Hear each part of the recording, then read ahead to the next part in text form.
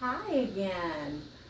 Well, I am so privileged that you are back with us again today, and we are going to continue on our journey of what God has shown me sitting at the feet of Jesus.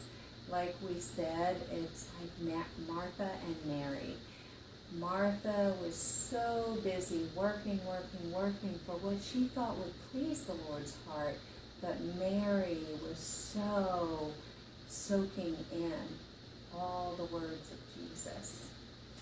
And so I have endeavored, have not succeeded always, but have endeavored to sit at the feet of Jesus, because I know that that is the place where I will learn. And that is what Jesus said, the thing that will not be taken away from me.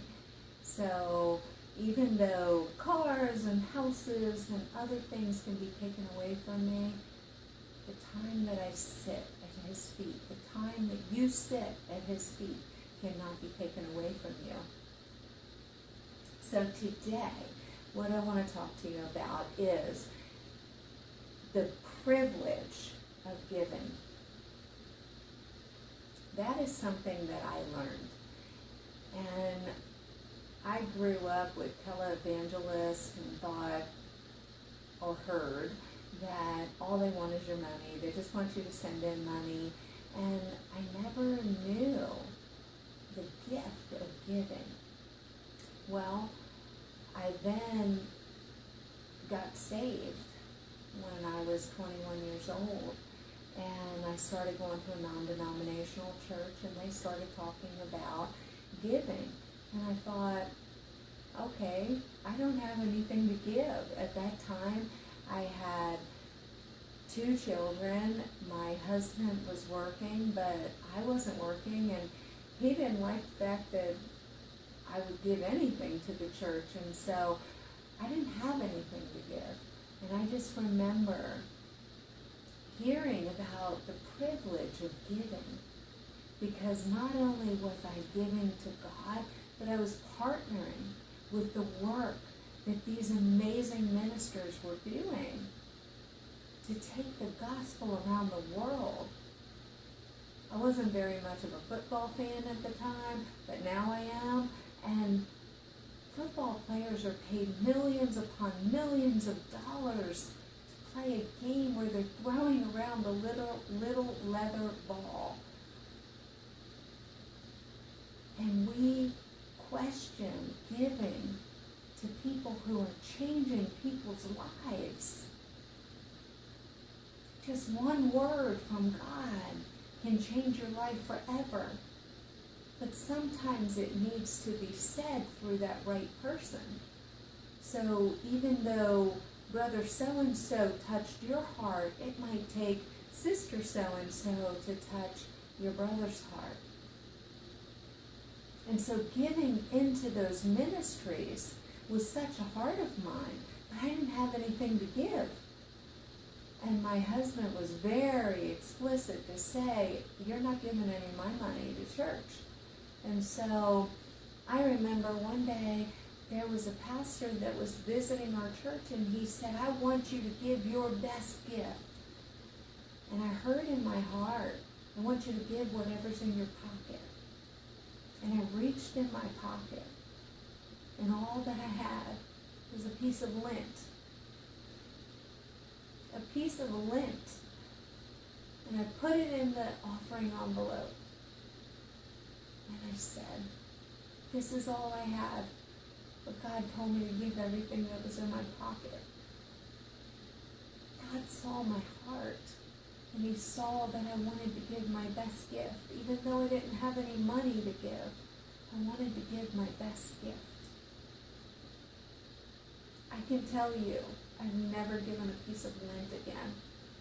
God has blessed us and prospered us beyond my wildest dreams. And he's still astounding me with his goodness and his faithfulness. But it all started with that piece of lint. That I had such a heart to give whatever was in my pocket. God's not asking you to give everything you have in your purse or everything that you have in your pocket.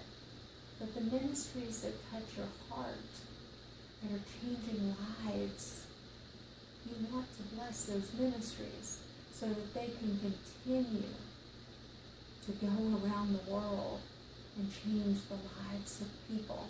Brothers and sisters in grass huts, people living in trash piles. That's what God's called us to. That's what God's called me to.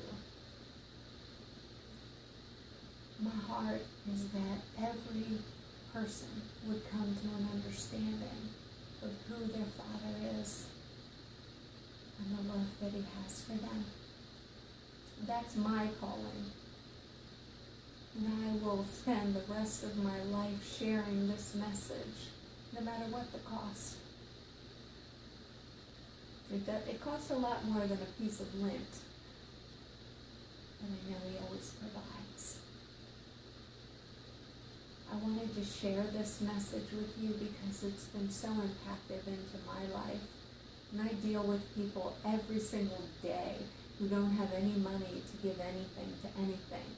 They can't even pay their electric bill. And I'm praying with them over their finances. And I remember that girl who wanted to give so bad, she gave a piece of lint. And I remember the widow with the 2 mites. And Jesus overlooked all of those glamorous givings to see those 2 mites because of the heart that she gave it with. Tomorrow is North Texas Giving Day. It is the biggest giving day in all of North Texas. Last year there were over $33 million that were given and dispersed among 2,200 nonprofit organizations. I'm not asking you to just think about Vine Life Ministry. I'm asking you to go on to North Texas Giving Day, put in whatever is on your heart, and see what ministries come up. But give. Because as we partner together, we go together. So you give, we go, but we all reap the reward. Please, tomorrow from 6 a.m. until midnight, give into North Texas Giving Day. And you think you're just giving $25. For every $25 gift, they double it. There is match gifting that is given tomorrow. So go on, give for North Texas Giving Day. You may not even feel led to give to our ministry. Give to what God puts on your heart. That will bless me and bless us. We're so preciously blessed by you being here today. We thank you for your watching every day. Thank you for sending in your prayer requests, your comments, your concerns. Keep doing that.